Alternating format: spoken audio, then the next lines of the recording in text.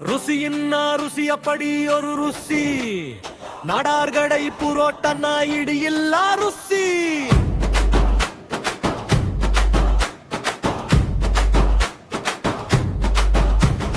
தூத்துக்குடி புரோட்டா வப்பாத்தாலே பசி, எந்த ஊரு புரோட்டாவும் எதிர்த்து நிக்க முடியாது. போட்டின்னு வச்சிட்டா மிச்சம் வைக்க முடியாது.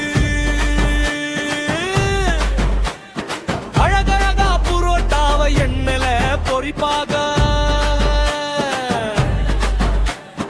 ஆடு கோழி காடை எல்லாம் ருசி ருசியா செய்வாங்க. 3 சால்னா ஊத்தி நம்ம திணற வைப்பாக. கொத்து புரோட்டா வாசம் சென்னை வரை போகும், கல்லில் தட்டும் ஓசை டெல்லி வரை கேட்கும்.